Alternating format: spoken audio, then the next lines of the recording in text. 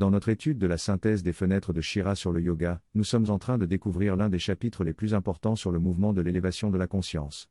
Ce chapitre décrit la perspective ou l'expérience du monde vu d'en haut.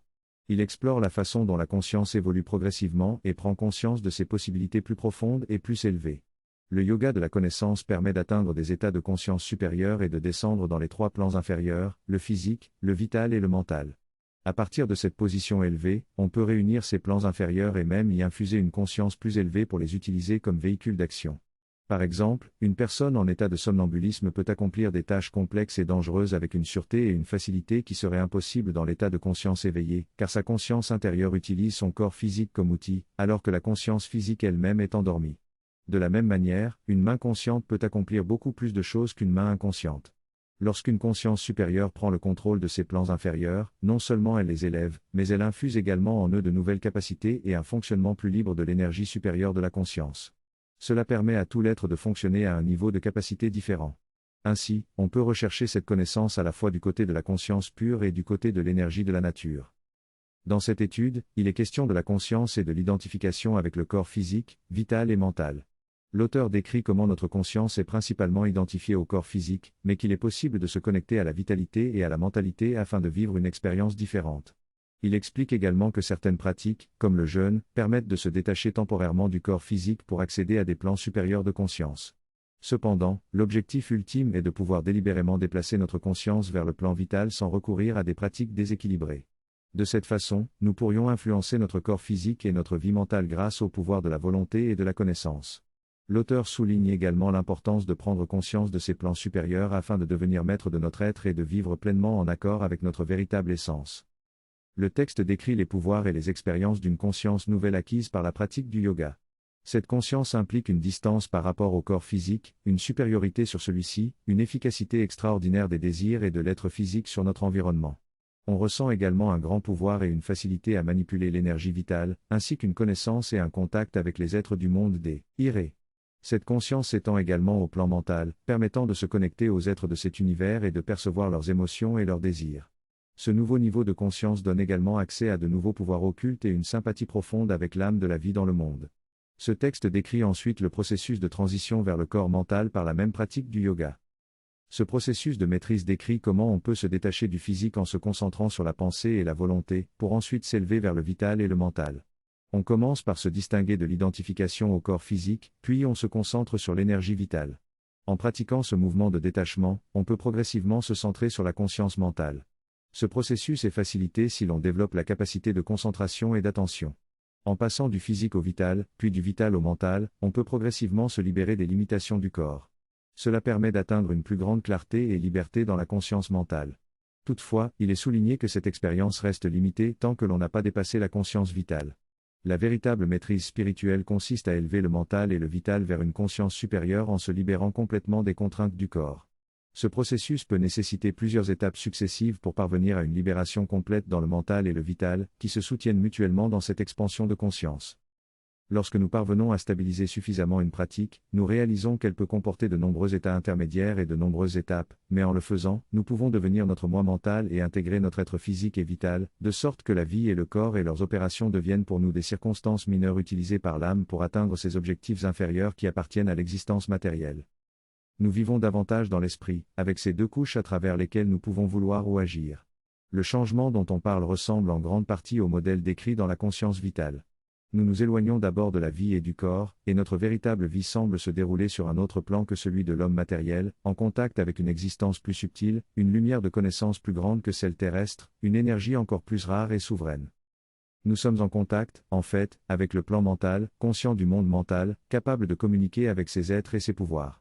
Ce changement se produit progressivement et il est important de se pencher sur chacune de ces étapes pour en apprécier le décalage. L'auteur explique qu'il y a d'abord cette sensation d'éloignement de la vie et du corps, qui se manifeste souvent de manière spontanée en situation de crise émotionnelle intense ou de malaise physique. Il donne l'exemple de la douleur, où l'on peut choisir de s'identifier à la douleur dans le corps ou de prendre du recul et de l'observer en se disant que ce n'est qu'une douleur dans le corps, que ce ne sont que les nerfs qui sont affectés, et ainsi opère une dissociation. Cela peut également se produire en cas de choc brutal dans la vie, où tout semble s'effondrer et que l'on est soudainement séparé du mental et du vital, ce qui permet de gérer la situation, et à ce moment-là toutes les circonstances matérielles semblent s'y éloigner. Cette dissociation peut également être vécue lors de la perte d'un être cher, où l'on est comme projeté en arrière et séparé, même si cela n'est pas aussi intense que les exemples précédents.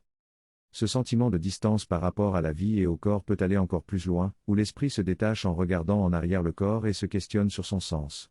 On peut souhaiter que les émotions et les valeurs soient de l'esprit plutôt que du corps, considérant l'identification avec les valeurs de l'esprit comme un idéalisme. Cette dissociation peut être telle que l'on peut même décider de vouloir utiliser son corps ou ses émotions en leur imposant la volonté de l'esprit, ce qui peut se produire spontanément à un certain stade de notre développement et refléter le travail effectué dans notre vie passée pour passer à une conscience supérieure. L'auteur donne également l'exemple d'une expérience d'enfance où, suite à une forte explosion de colère, la conscience s'est séparée des émotions et a décidé de ne plus jamais se laisser influencer de cette manière. Cela a marqué un tournant dans sa vie et montre comment ce processus d'éloignement peut se manifester de manière spontanée et indicative d'un progrès spirituel. Dans ce texte, l'auteur parle de la dissociation entre le corps et l'esprit, et de la perception différente de la réalité par les êtres matérialistes et les êtres plus mentaux. Il explique que l'humanité se divise en différentes catégories de types humains, notamment les types physiques, vitaux et mentaux, avec des valeurs et des priorités différentes. Il souligne également que l'expérience de la vie réelle est souvent vécue à un niveau plus profond et subtil que celui des matérialistes. Il mentionne l'ouverture de l'esprit individualisé à l'esprit universel et la réception d'idées et de suggestions provenant de cet état plus élevé de conscience.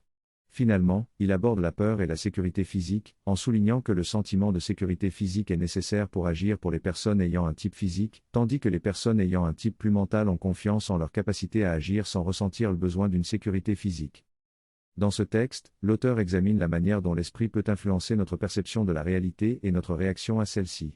Il compare différentes perspectives, notamment celle de la personne mentale versus celle de la personne émotionnelle.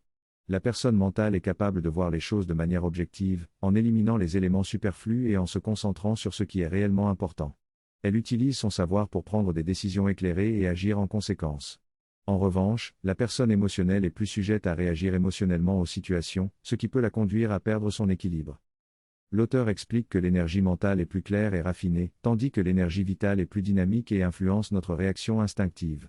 Il souligne également l'importance de l'énergie de la conviction dans la réalisation de nos actions. Il donne l'exemple d'un funambule qui, avant même de commencer à marcher sur le fil, dégage une conviction et une énergie qui lui permettent de réussir. En fin de compte, l'auteur suggère que notre perception et notre réaction dépendent de notre état d'esprit et de notre niveau de conscience. En cultivant la clarté mentale et la conviction, nous pouvons influencer notre réalité et atteindre nos objectifs. Cette partie du texte parle de la nécessité de développer une égalité parfaite dans l'esprit et de l'infuser dans notre énergie vitale pour qu'elle atteigne le niveau physique. Les termes utilisés sont ceux du yoga, mais cela peut s'appliquer à n'importe quelle pratique. Cela contribue à atteindre une concentration parfaite, même lorsqu'il y a des distractions extérieures. Il est souligné que les attentes, les désirs, les craintes et les récompenses doivent être écartés pour parvenir à cette égalité et à cette tranquillité. Cela nécessite également un entraînement physique pour développer la flexibilité et l'habileté nécessaires. Il est également mentionné que les gymnastes russes qui ont visité l'ashram étaient extraordinaires dans leurs compétences, mais manquaient du côté spirituel pour être exceptionnels. Par la suite, il est expliqué que l'énergie mentale est d'une qualité plus fine que l'énergie vitale et physique, mais qu'elle peut également agir avec une plus grande puissance sur le corps physique. En cultivant cette énergie et en maîtrisant le corps, il devient plus malléable et plus aligné avec l'esprit. Cela permet également d'entrer en contact avec le plan mental, d'être conscient des mondes mentaux et de communiquer avec les êtres et les pouvoirs qui s'y trouvent. En développant cette conscience mentale, on commence à dépasser les limites de notre propre perception mentale et à se connecter à l'ensemble du plan mental. Finalement, il est expliqué comment l'atmosphère d'un endroit peut influencer nos propres pensées et comportements, et comment nous pouvons être attirés ou repoussés par cette atmosphère. Pour rester centré et ne pas être emporté par cette influence, il est nécessaire de développer une certaine séparation intérieure. La vie universitaire peut être similaire à la vie familiale, car elle reflète toutes deux les valeurs et la culture dans lesquelles elles se dévèlent. Hop. Il est essentiel de reconnaître ces valeurs et cette culture, car elles influencent le développement de la personnalité et de la conscience d'un individu. Cependant, il peut être difficile de trouver des environnements sains et matures à cause de la dégradation générale de la société. Cette dégradation peut être ressentie dans les plans mental, vital et physique, et elle peut conduire à des conflits, des tensions et des catastrophes telles que la guerre. Parfois, il est possible de détecter ces tensions subtilement avant qu'elles ne se concrétisent physiquement.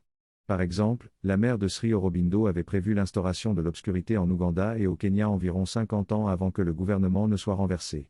Ainsi, il est important de comprendre et de choisir des environnements qui favorisent la croissance et le développement sain, plutôt que de s'adapter à une société immature ou malade.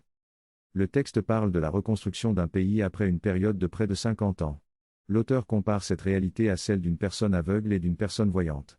Il explique que la personne voyante peut voir un fleuve à quelques heures de marche, alors que la personne aveugle ne peut pas savoir sa présence. Cela soulève la question de la perception et de la conscience. L'auteur affirme que nous sommes en contact avec le plan mental, conscient des mondes mentaux, et que certains peuvent communier avec ces mondes. Il explique que notre expérience subjective et celle du monde extérieur peuvent être perçues comme se trouvant au-dessus ou au-dessous de nous en fonction de notre niveau de conscience. Par exemple, nos émotions sont perçues comme se trouvant en dessous de nous, tandis que les idéaux sont perçus comme se trouvant au-dessus de nous. L'auteur développe ensuite l'idée de vivre dans le plan mental où le monde des désirs et l'existence matérielle sont perçus comme étant en dessous de nous, et où nous pouvons facilement nous détacher de ces choses. Il mentionne également l'importance de séparer l'énergie des émotions et des intérêts personnels des idéaux que nous défendons. L'auteur illustre son propos par l'exemple d'une personne qui casse un objet précieux. Cette personne réalise que la réaction négative est due à une valeur attachée à l'objet, alors que la personne qui a cassé l'objet n'y attache pas autant d'importance. L'auteur souligne ainsi que notre système de valeurs peut varier en fonction de notre niveau de conscience. Selon l'endroit où l'on vit, il est possible de se débarrasser de certaines choses. Lors de la transition entre le corps physique et le corps subtil, nous devons nous défaire de tout ce qui est lié à notre monde physique, nos relations émotionnelles et même nos attachements mentaux. Cependant, il n'est pas toujours facile de le faire. Les personnes fortement attachées à leur corps physique en souffrent. Au moment de la transition, une partie de leur énergie de désir reste attachée aux objets physiques, même après que le corps soit parti. Cela crée une forme d'énergie qui peut être ressentie presque matériellement. Elle peut créer de la peur ou provoquer des accidents pour empêcher quelqu'un de s'en approcher. Dans certaines cultures, ces formes d'énergie sont créées pour protéger certains objets, comme dans les tombes égyptiennes. Lorsque l'on se débarrasse des liens émotionnels, une partie de notre énergie reste attachée à ceux-ci, créant une présence dans la famille qui les protège et les soutient. Dans certaines traditions, cette énergie est nourrie et maintenue par des offrandes et des remerciements aux ancêtres. Dans d'autres traditions, il est nécessaire de se débarrasser de ces formations énergétiques pour permettre à l'âme d'atteindre une conscience supérieure et libérée. Cela dépend des priorités culturelles, certaines valorisant le maintien de ces formations, tandis que d'autres privilégient la libération spirituelle. Dans ce texte, l'auteur parle des ciels psychiques qui peuvent être atteints lorsque l'on se libère du corps physique. Il explique que même lorsque nous sommes encore dans le corps, nous pouvons vivre dans ces ciels mentaux en se détachant de nos émotions, désirs et possessions matérielles. Lorsque nous quittons le corps, cette expérience se poursuit dans le monde subtil. Il souligne l'importance de l'évolution spirituelle pendant notre incarnation physique, car cela détermine le niveau de conscience auquel nous aurons accès dans les plans subtils après la mort. Il explique que les plans subtils correspondent à notre niveau de conscience et que les êtres de basse énergie ne peuvent pas accéder aux plans supérieurs, car ils sont limités par leur propre niveau de conscience. Il encourage les lecteurs à développer une conscience mentale plus élevée afin de pouvoir vivre dans ces ciels psychiques et d'agir avec maîtrise à partir de ce nouvel état d'être. Le chemin du yoga peut être soit un chemin ascétique, soit un chemin plus affirmant la vie. Cela dépend de la façon dont on accepte ou rejette la vie. En Inde, certaines traditions voient le monde matériel comme de l'ignorance ou une illusion à rejeter avec dédain. Cela conduit à une insensibilité émotionnelle et physique, où la saleté ou la laideur n'affectent pas les pratiquants. Ils deviennent égoïstes et incapables d'apprécier la beauté. D'autres traditions, même si elles considèrent le monde matériel comme inférieur, acceptent sa présence et cherchent à le rendre beau ou à soulager la souffrance des autres. La relation avec le monde est différente et permet d'apprécier la beauté. En Inde, il y a un mouvement de transition depuis environ 1 millier d'années pour reconnaître la valeur de la matière. Cependant, cette transition est difficile et certains ont préféré se détacher complètement de la tradition pour adopter une attitude matérialiste. Cependant, ceux qui ont réussi à faire cette transition ont abandonné la forme de la tradition mais gardé certains enseignements et sont entrés dans quelque chose de plus libre. Cette lutte se manifeste encore aujourd'hui en Inde. Lorsqu'on atteint une plus grande liberté intérieure et qu'on utilise l'énergie mentale et spirituelle plutôt que la force physique, la relation avec la vie change. Les forces du désir et l'action physique deviennent secondaires et sont utilisées avec cette nouvelle énergie. Apportant cette puissance dans les plans inférieurs, il y a de nombreux éléments importants à prendre en compte. Dans cet extrait, l'auteur aborde la nature de la puissance mentale et de la force de l'âme. Il souligne que la puissance de l'esprit et de l'âme est liée à notre conscience et à notre identité psychologique. L'auteur considère que l'essence de notre identité réside dans notre conscience de la pensée, je pense donc j'existe. Cela devient la dynamique ordinaire de nos actions, remplaçant ainsi la force du désir qui était auparavant notre principal moteur. L'auteur met également en contraste le niveau physique, où le confort et les besoins immédiats sont les principaux moteurs d'action. Il souligne que notre force d'âme et de puissance mentale s'étend au-delà des simples désirs ou besoins physiques, nous permettant de développer notre esprit et d'aller au-delà des limites étroites de la gratification immédiate. En fin de compte, l'auteur remet en question l'idée selon laquelle une vie simple et physique est une réalisation spirituelle, soulignant que cela ne diffère pas beaucoup de la vie d'un animal. Dans ce texte, l'auteur explore la notion de vivre dans une perspective à long terme plutôt que de se focaliser uniquement sur le court terme. Il met en avant l'importance de s'inscrire dans une lignée et de développer des compétences et des savoir-faire uniques, issus de l'expérience et de l'art transmis par nos ancêtres. L'auteur insiste sur l'idée que vivre uniquement dans le présent et dans la satisfaction immédiate de nos désirs conduit à un effondrement des institutions et nous prive d'un avenir et d'un passé. Il souligne l'importance de penser en termes de durabilité et d'héritage familial, tout en prenant en compte l'évolution des contextes culturels et sociaux. L'auteur aborde également le concept de pouvoir de l'esprit et de la force de l'âme, qui permettent d'accéder à une compréhension plus profonde et durable des choses. Enfin, il évoque le besoin de développer un esprit ouvert et universel, plutôt que de s'attacher à des croyances étroites. Pour survivre, il est nécessaire que l'esprit s'ouvre à l'universalité et élargisse sa base de connaissances. Un exemple en Inde, dans l'état du Kerala, est donné avec l'art du Kalaripayattu. Autrefois, il existait 108 lignées de cet art, mais aujourd'hui il n'en reste plus qu'une douzaine. Les lignées ont disparu car leur spécialisation n'a plus de valeur dans la société actuelle. Ainsi, les survivantes s'adaptent en élargissant leurs connaissances vers des applications médicales, la guérison, l'assaut, Upless et la force du corps, et la formation de l'esprit. Si ces traditions n'évoluent pas, elles ne pourront pas survivre car les intérêts sont en train de changer. Il est nécessaire d'être sensible à cette évolution et de s'y préparer ou même de devenir un pionnier de cette nouvelle tendance. L'auteur rappelle qu'il est important de comprendre les tendances de son domaine pour être en avance sur les autres. Par exemple, un créateur de mode français explique qu'il détecte les nouvelles tendances car il les voit. Il est capable de capturer les intérêts collectifs et de les incarner avant les autres, ce qui contribue à son succès. Cela s'applique également à toutes les compétences, les arts et même les domaines scientifiques. En étant attentif aux changements, il est possible de devenir un véhicule permettant d'articuler une nouvelle idée ou tendance. L'auteur donne également l'exemple de la mère, qui en parlant de l'argent dans les années 1950, avait prédit l'existence d'un système de transactions dématérialisé, où les transactions seraient enregistrées dans un lieu centralisé et physique.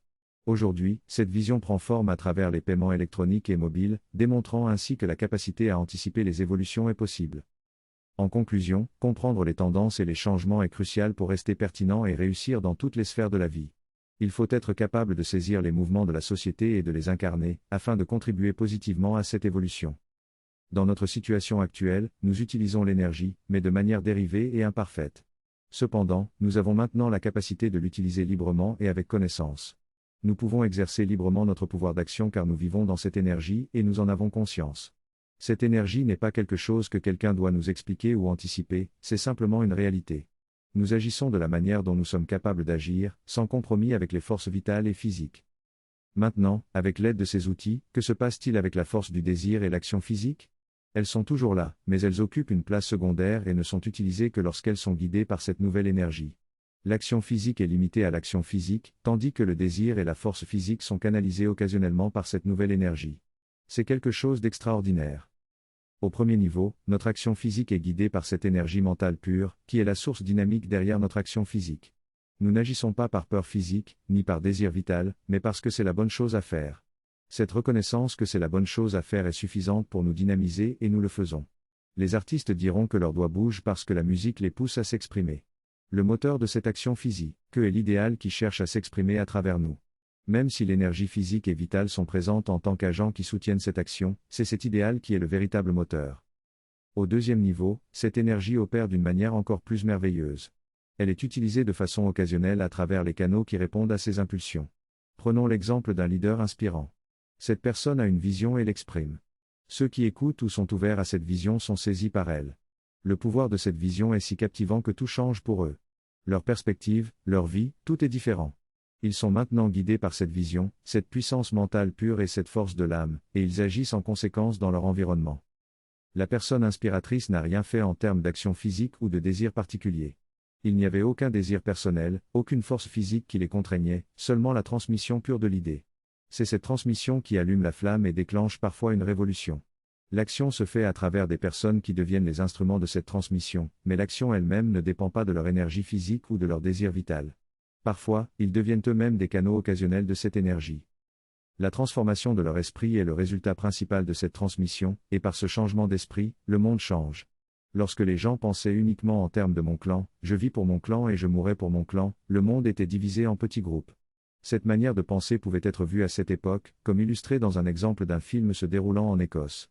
Mais soudainement, la notion de clan a perdu de son importance et un nouveau mode de pensée a émergé, transcendant les barrières claniques. Cette nouvelle énergie mentale pure agit et transforme le monde à travers ces changements d'esprit. C'est un niveau encore plus merveilleux d'action, où l'énergie mentale agit sur les circonstances en utilisant les autres personnes comme canaux occasionnels. Dans ce texte, l'auteur explore le processus de changement et d'évolution des identités nationales et culturelles. Il souligne que ces changements ne se produisent pas du jour au lendemain, mais plutôt progressivement sur plusieurs générations. Il note qu'un point de crise peut souvent être le déclencheur pour que l'identité nationale se prévale sur l'identité tribale ou clanique. Cependant, il précise que ces changements subtils dans la conscience et les valeurs se produisent généralement sans que les individus en soient pleinement conscients. L'auteur mentionne également que les leaders de pensée peuvent jouer un rôle clé dans ce processus de transformation, même s'ils ne sont pas toujours reconnus ou célèbres. Il explique que ces leaders peuvent diffuser une vision commune et inspirer les autres à adopter une nouvelle l'identité collective. Il souligne enfin l'importance de la conscience et de l'énergie de l'esprit dans ce processus, et comment cela peut permettre aux individus d'être en contact direct avec les tendances de la dimension mentale et cosmique. Le texte fait référence aux mouvements et aux conflits internes qui se produisent dans notre esprit. Il explique que de même que nous ressentons des émotions, notre esprit est rempli de perspectives, d'idées et d'idéologies qui entrent en collision les unes avec les autres. L'auteur propose 3 niveaux de conscience, le toucher, la sympathie et la conscience cosmique. Il explique que le toucher représente la prise de conscience initiale de ces mouvements, tandis que la sympathie permet de comprendre les intentions derrière ces mouvements. Enfin, la conscience cosmique permet de prendre conscience de toutes les forces subtiles qui agissent dans l'esprit. L'auteur évoque également les intentions et les directions de ces mouvements, ainsi que les forces de la pensée qui les alimentent. Il mentionne aussi le conflit entre l'idéologie communiste et capitaliste comme exemple de la lutte entre des forces opposées. L'auteur conclut en expliquant que la véritable solution réside dans la fraternité, qui permettra à la liberté et à l'égalité de coexister harmonieusement. Le texte décrit une force transcendante qui essaie d'absorber et d'influencer les esprits. Si les individus résistent à cette force, il y a une tension énergétique. L'auteur soutient que les actions des individus sont presque insignifiantes par rapport à ces forces supérieures. Il mentionne un exemple historique où une concentration d'énergie a mené à l'indépendance de l'Inde sans une guerre violente, grâce à l'influence d'une force supérieure. Il observe que le niveau de conscience à partir duquel une action est initiée peut avoir un impact massif, comme en témoigne la partition de l'Inde, qui a entraîné une énorme migration humaine et des millions de morts. Selon Sri Aurobindo, il est essentiel d'agir à partir d'une conscience qui comprend l'unité totale afin d'éviter les extrêmes. Seule une puissance supplémentaire, qui agit dans cette unité totale, pourra produire un résultat sans rupture, sans conflit, sans disharmonie ou autres effets secondaires indésirables. L'utilisation du pouvoir spirituel peut avoir des conséquences durables, car il se propage dans le temps et peut avoir des effets massifs bien plus longtemps que ce que vous avez initialement prévu. C'est pourquoi il est important d'utiliser cette force avec une compréhension réelle, afin de ne pas provoquer des résultats négatifs tout aussi puissants. Sri Aurobindo soulève également la question de savoir comment élever notre conscience au-delà de ses limitations actuelles. Il explique qu'il est nécessaire de passer à un niveau supérieur de notre être afin d'atteindre une véritable liberté et maîtrise. Cela nécessite un processus différent, car nous ne pouvons pas simplement nous hisser vers le niveau supérieur sans avoir d'expérience préalable de celui-ci. Ainsi, il nous invite à explorer la manière dont notre esprit peut se tourner vers une conscience supérieure et s'élever vers elle. Ce processus de transcendance de soi est présenté comme une échelle, sur laquelle nous devons progressivement monter pour dépasser nos limites. Cette connaissance est à la fois riche en insights et d'applications pratiques dans notre sadhana individuel et l'évolution collective de l'humanité. Dans ce discours, l'auteur explique que la nature a un processus constant d'exploration des extrêmes indépendants pour les pousser à leur maximum, puis les rejoindre afin de produire le résultat le plus riche et complet. Il soutient que l'acrobatie et la recherche spirituelle sont 2 tendances distinctes qui pourraient éventuellement se rejoindre. Il mentionne également que l'évolution humaine conduit à un corps humain plus flexible et à une ouverture plus intuitive de l'esprit. Les praticiens conscients du yoga intégral ont la perspective nécessaire pour être des pionniers de ce nouvel éveil dans l'évolution humaine. L'auteur souligne que le temps n'a pas d'importance dans ce processus, car il s'agit d'un travail qui impacte l'humanité dans son ensemble. Enfin, il décrit comment la nature pousse de l'intérieur et de l'extérieur et comment le changement de la conscience humaine peut modifier les processus naturels de la planète. Le changement de conscience est essentiel pour faire face à la crise actuelle et aux problèmes environnementaux. Il ne suffit pas de simplement adopter des gestes écologiques tels que le recyclage, mais il faut remettre en question nos habitudes de consommation et de gaspillage. La crise climatique n'est pas seulement une crise de température et de dioxyde de carbone, mais aussi une crise de la vie et de l'empoisonnement de l'environnement. La pollution a des conséquences néfastes sur la nature, détruisant notamment les écosystèmes et des espèces telles que les abeilles et les papillons. Il est donc urgent de prendre conscience de notre impact sur la nature et de travailler collectivement pour arrêter la pollution. Cette crise est utilisée par la nature pour nous faire prendre conscience de notre responsabilité envers les autres êtres vivants et pour créer un sentiment de fraternité humaine. La transition vers un changement de conscience collective est nécessaire pour résoudre les problèmes actuels. Il est également possible de guérir les maladies en prenant conscience de notre corps et de notre santé. En faisant attention à nos muscles, par exemple, nous pouvons prévenir certaines maladies. De même, en étant conscient des cellules et de l'énergie vitale qui les anime, il serait possible de changer certains comportements et tendances héritées génétiquement. La pratique du yoga peut nous aider à pénétrer ces couches plus profondes de conscience et à effectuer des changements significatifs. Enfin, l'infusion d'intention positive et de conscience spirituelle peut également avoir des résultats remarquables. Il est donc important d'élever notre conscience et de développer notre lien avec une conscience supérieure pour agir de manière plus efficace. Les applaudissements retentissent dans la salle tandis que la musique démarre.